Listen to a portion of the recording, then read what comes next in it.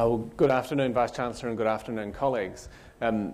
It's my great pleasure to speak with you briefly this afternoon about something that I've tried in my first year course in the law school called Principles of Public Law to increase student engagement through the use of small group discussions and voting in lectures. I have a course called Principles of Public Law. It has 400 or 500 students each semester. It's a first year course and it's taught by means of a 2-hour lecture and 1-hour seminar. A large undergraduate lecture experience was described by April Trees and Michelle Jackson at UC Boulder as the bane of active learning pedagogy. I thought it's a good description and it's what we want to avoid. What I did is adapted a few ideas from a Harvard physicist called Eric Mazur. Mazur has a couple of concepts that I like. The first is peer learning. The idea of peer learning is that students, when they're together in a lecture theatre, can help each other to learn. They can teach each other. The second idea that I like is called concept testing. That is, rather than just waiting until the end of the semester to see whether students have learned something, we should find out straight away. We should get the students in a lecture environment to take a quiz, to answer a question and see if they know what they're doing. So, what's the methodology? Students, as always, had access to the materials in advance, lecture slides and so on, but I asked them to do a pre-reading, to sit down and read something that was only 2 pages. My half of the contract was that I would find something short to read, so I would distill a 300-page High Court decision into the 2 pages they really need to read, and they would have a look at it before the lecture. They'd then come along to the class, there'd be a small group discussion, they'd have to vote, and we'd then have a large group discussion based on the answers. So, this is the small group discussion taking place in the Napier 102 lecture theatre. You can see that the students have broken themselves into groups of 2, 3, 4, just because that's how it fits nicely in a large lecture theatre like this room. Students would have their discussion and then they would vote.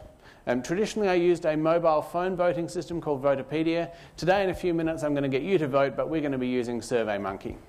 The reason for that is that we know from the result of the Student E-Experience survey that it's less than 10% of our students now that don't have either a smartphone or a laptop that they can bring along to class. So if we have the students in small groups, we pretty much cover everyone getting access to the vote. Afterwards, of course, the exciting thing for the students is to see the actual votes up on the screen and then to talk about it. So, what did I observe as things that I liked as a result of doing this? The first thing I observed is that students do benefit from having the group discussions. When I asked a question, had the students answer individually, then discuss it in groups and answer again, the results improved. So there is something in Mazur's idea of peer learning.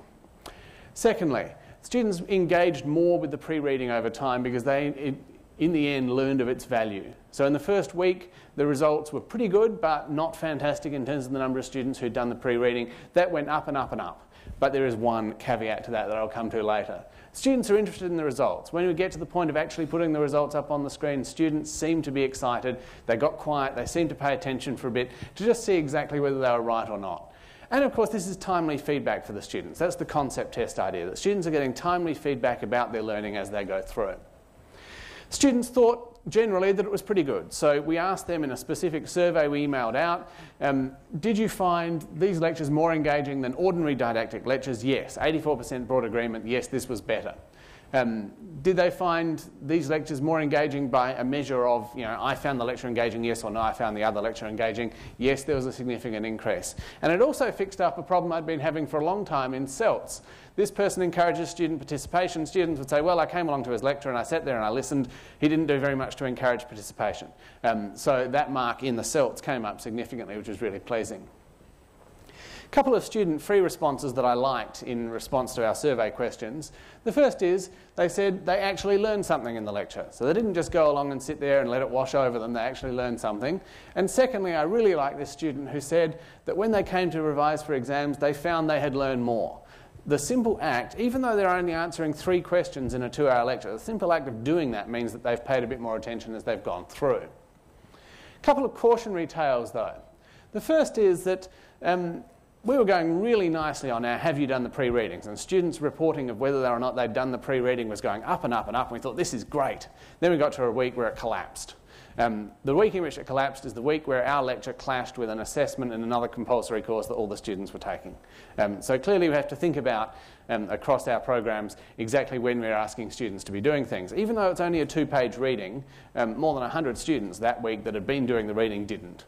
The second thing is students were worried about losing content.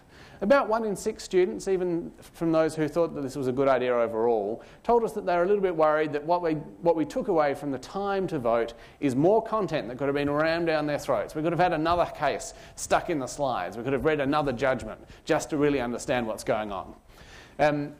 Partly that's because we were talking to the students, we were asking lots and lots of questions in these lectures that they were voting on because we wanted them to know what they thought of it. But partly it's also because we need to tell the students a bit more about what's going on here. If they're really dedicated to getting some content, the answer to that's probably online. Bring them with us in terms of the active thing, and that's something that I need to improve still.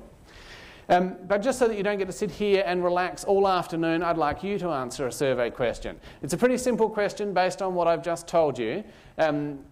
If you wouldn't mind going to the URL, it's a pretty simple URL. You can just make one of these up for yourself. It's going to take you out to a SurveyMonkey question. It's just the one. If you'd like, take a moment with the person next to you or the couple of people near you to discuss what you think is the best answer to this question, and then get out your phones and head here. I'll give you about a minute or two to do this. I'm just checking on the clock how long I've got. I'll give you 2 minutes to do this. As soon as I sense a lull in the discussion in the room, I'll get you back. So go and have a look now at the questions. Just because I'm not sure about people might be without devices, are there people who don't have a way of accessing the questions and would like me to put the questions up on the board now while we do this? Yes? Okay. All right, here are the questions. If you do have a mobile device, shoot out to that URL that I gave you a minute ago, tinyurl.com/MattStubbs. And these are the things you need to answer here. The 4 questions that we have here. I'll leave these questions up here. If you need me to flick back to the URL, just let me know. Just yell out, give us the URL again, and I'll give you about a minute to think about the answer.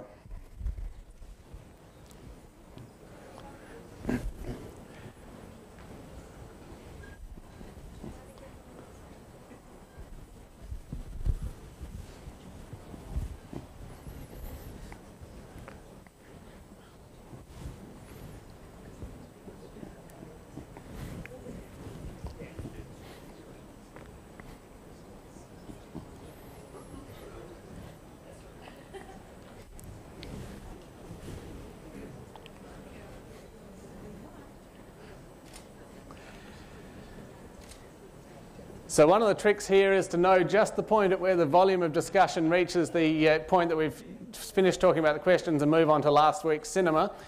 So I'm just going to give you about 20 more seconds now. If you haven't already and you have a device, can you please shoot out to the URL, which once again is tinyurl.com/MattStubbs. I'll just put that back up here for a moment and have a vote, and then I'll bring up the answers very shortly. We're overloading the Wi-Fi, I'm being told. That's unfortunate.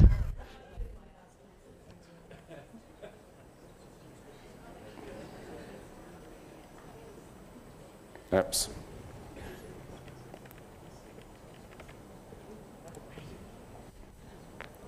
Okay, I'll bring up the results now for you on the screen. And here we have it. The answers probably aren't all that exciting for you today. What's the most difficult thing? Getting the technology to work can be a problem, but really there are so many different ways of doing it. You can actually do it by show of hands. In my discipline, show of hands doesn't work because students get influenced by peer pressure to follow what other people are doing. But in other disciplines, I know that research suggests it does work. Convincing students that sacrificing the content for understanding is worthwhile, yeah, that's an issue, but it just means that we have to talk to them about it more than I did the first time I did it. So that's something I've learned. Choosing the appropriate pre-reading, no, that's easy. It's the old ones that are the hard ones. Writing multiple choice questions so that from one short reading you can build up to higher level skills required by the students. That's the hard bit. That's something we'd need to do anyway. But I have really enjoyed the experience of getting students to engage in some small group discussions and voting in lectures, and I'm told that they have too. Thank you very much.